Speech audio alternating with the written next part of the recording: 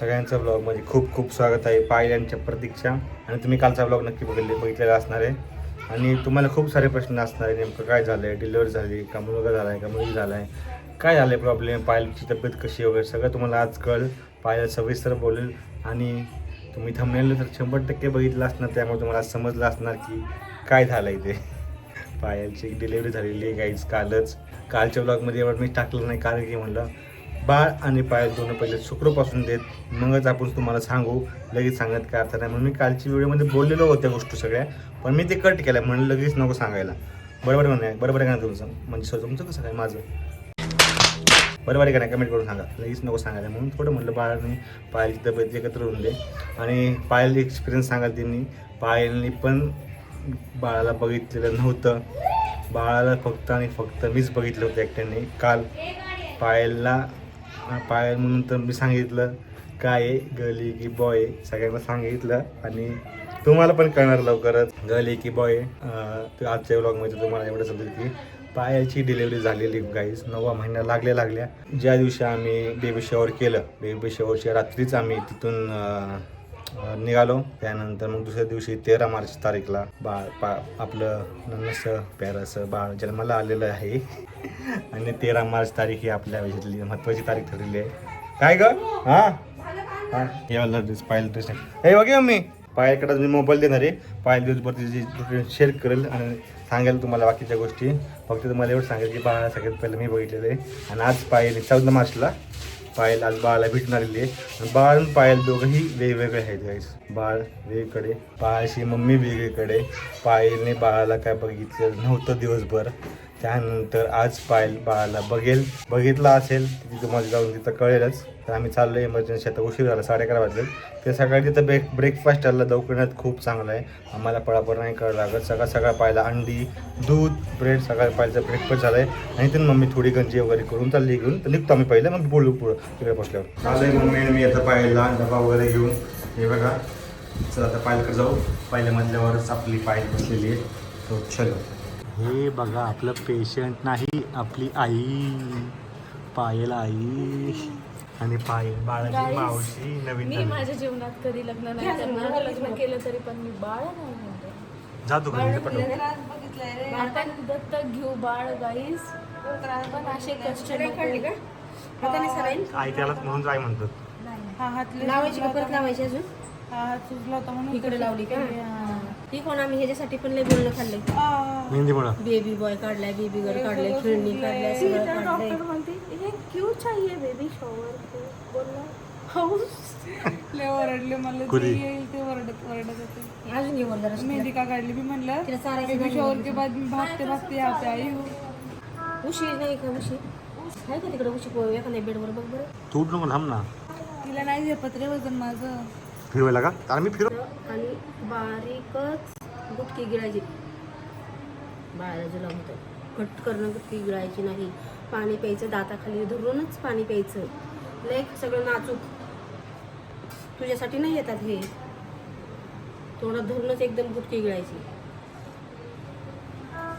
पटकन गुटकी गिळायची नाही. एकदम स्लो. अशी एकदम बारीक. आता उद्या आणि भाजी करून इंजेक्शन दिलं आता पायाला हातामधून. ठणठण करतो असलं भरपूर. हो त्यांना समज जाते ना सगळं.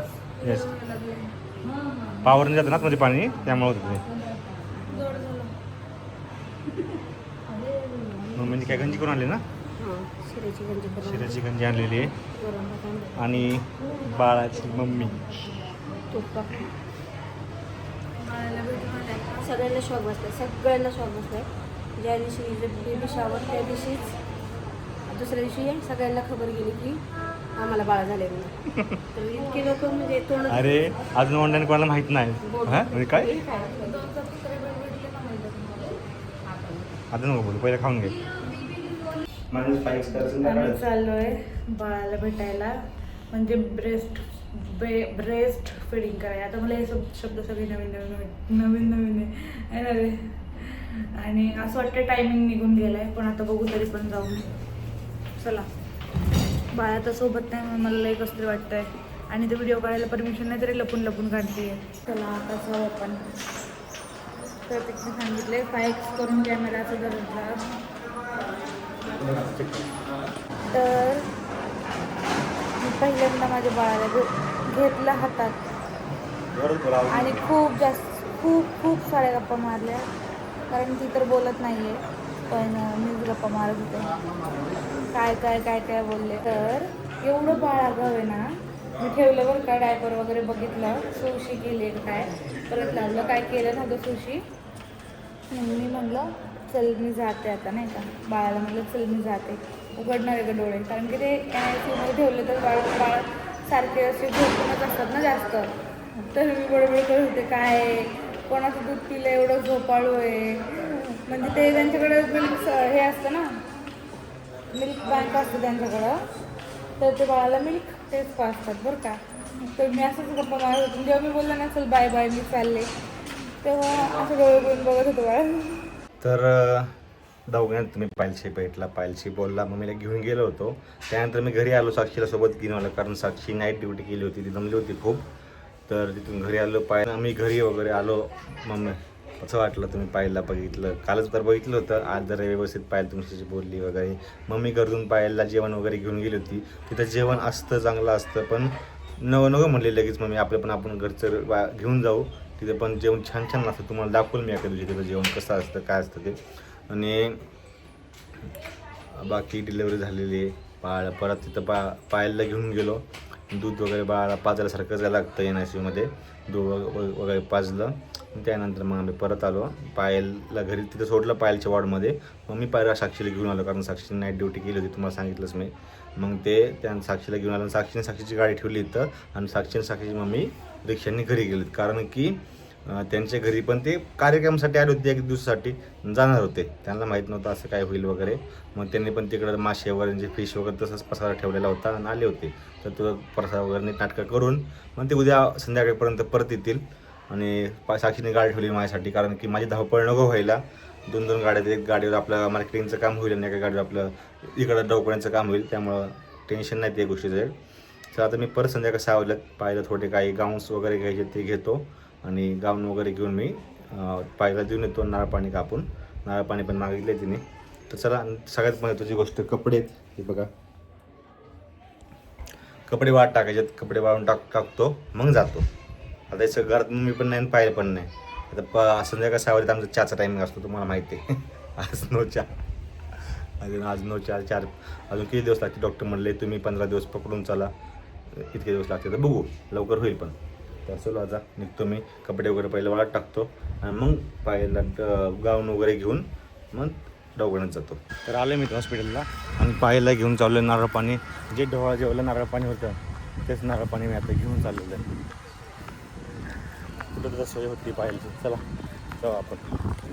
पायलची बहीण पण आली असं वाटतं, मोठी बहीण आलेली, आणि मोठे भाऊ पण आले भेटायला. दवाखान्यात मी आता पायलची बहीण.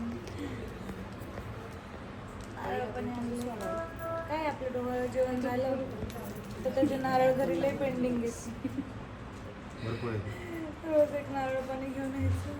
अजून दूध पाजायचं आहे, त्यामुळे मी पायासाठी चाललो आहे व्हीलचेअर घेऊन. हे बघा, व्हीलचेअर न्यायची, पायाला बसवायचं, आणि मग जायचं बाळाकडे दूध पाजायला. दिवसातून 3-4 टाईम दूध पाजायला लागतं. तर चला आता आपण जाऊ व्हीलचेअर घेऊन पायला बघितलं मी आता. मग मी मम्मीला घेऊन घरी जाणार होता. माझं तोंड एवढं सुजलंय, कारण की मी झोपले होते आत्ता, आणि बाळापाशी गेलते ना मगाशी. तर मम्मी माझ्यासोबत आली होती. मी बाळाची तर 2 तास घालवले, 2 तास. मम्मी बाहेर बसून मम्मीला झोप आली, पण मी काय हालायचं नावच घेत नव्हते बाळापासून, कारण की आमच्या बाळाने उशी केली होती आणि ती मला काढायची होती, म्हणून उशीर लागला मला यायला. आता मस्त तेल लावून केस बांधली आहेत, कारण की बाळापाशी जाताना केस वगैरे सगळं बांधायला लागतं. आणि परत प्रतीक आला नारळ पाणी वगैरे घेऊन मला, मग ते पिलं आता. आणि जेवण मी थोड्या वेळाने करेल, आता हे गेल्यावरती. आज काय होतं म्हणून जेवायला सांग. आज होतं चिकनची भाजी, ब्रेकफास्ट, अंडी, पण ते नाही खाल्लं मी. ऑडियन्स सांगा पण काय असतं ब्रेकफास्ट. छान असतं जेवण, छान असतं. अंडी होती, सकाळी दूध होतं, भरपूर आयटम होते नाश्त्याला. पुरी भाजी पण होती, माहिती का. आणि दुपारी पण चांगलं जेवण होतं. दुपारी तर 4-5 भाज्या होत्या. खूप चांगलं जेवण असतं. हां, व्हेजवाल्यांना व्हेज वेगळं असतं, परत नॉनव्हेजवाल्यांना नॉनव्हेज वेगळं असतं. चिकन, मटन, फिश आणि दुपारी पण होतं माहिती का. सकाळी पण चांगलं जेवण होतं, मस्त मासे वगैरे होते. मासे, चपाती वगैरे, भात, चांगलं असं जेवण. पण मी नाही घेतलं कारण की आता मला कसं माझं पोट हे झालंय ना आता. हां, ते तर आहे. म्हणजे स्पायसी वगैरे नसतं अजिबात, एकदम नाही का नॉर्मल छान जेवण असतं. मी घाबरले नाही.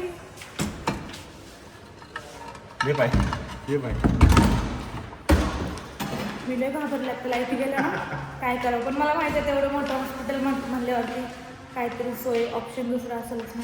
चला आता मी जाते. आला लेबर रूम याच्या घरी बाळाचं रूम आहे. प्रतीक आता बाहेर बसून तुमच्यासोबत गप्पा मारत आलोय आता पाहिलं मी नाही, सॉरी, मम्मी मी घरी आलोय. पायलसोबत तिची बहीण थांबणार आहे आणि ते डॉक्टर सांगतात की थांबू नका तुम्ही, आम्ही हाय सगळं बघायला. म्हणून पायलची बहीणला म्हणजे तुम्ही जावा. पण आता बघू कसं काय होते ते सांगाल थोड्या वेळाने पायल फोन करून. तर स्वयंपाक चालू आहे आणि आज स्वयंपाक करते आमची काकू. हे बघा, आज तुम्हाला स्वयंपाक करायला नवीन पर्सन, आमचा नवीन माणूस आहे तिचा स्वयंपाकामध्ये. कारण की आता काकू इकडे, तर काकूची पण खूप मदत होती मम्मीला स्वयंपाक वगैरे. माझा मम्मी आरामात आली ना तिकडून, रिलॅक्स मध्ये 9 वाजता आले पण. मम्मी पण तिथं बिन टेन्शन थांबली तेव्हा हाय घरी स्वयंपाक करायला माणूस. आणि तिथं पाहिलं जेवणाचं काही टेन्शन नाही तिथं. तुम्हाला पाहिलं सांगितलं तिथं जेवण काय काय काय काय भेटतं ते. तर आता जेवण वगैरे करतो मी. मला मागं परत ताक बनवायला जायचं आहे. काकूने जेवण बनवल्यावर भात मी तिची भाकर वगैरे बनवलेली आहे. जेवण करतो आणि मागं जातो. मम्मीला असा आराम भेटतो आणि इकडे दिवसभर मम्मी थांबतीच आहे. संध्याकाळी सकाळी जेवण वगैरे शेड्यूल तर तुम्हाला हळूहळू माहीत पडेल. शेड्यूल आता आपला पूर्णपणे चेंज होणार आहे. जसं की तुम्हाला आधी पाहिजे शेड्यूल पाठवता की असं त्यात तुम्हाला पूर्ण शेड्यूल चेंज होणार आहे. आणि जास्त करून तुम्हाला मी दिसणार आहे तुम्हाला ब्लॉगमध्ये.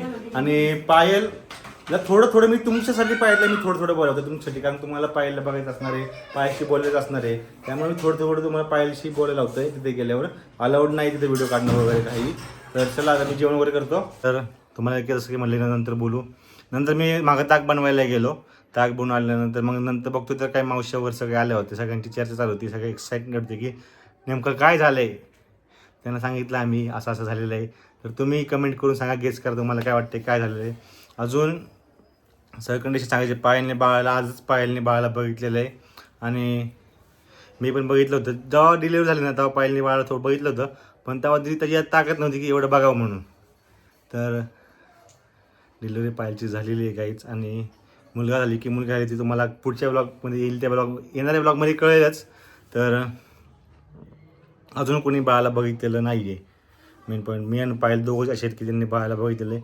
आणि बाळापाशी पायल नाही आहे, म्हणजे पायलपाशी बाळ नाही आहे असं म्हणण्यात काय म्हणजे असंच आहे.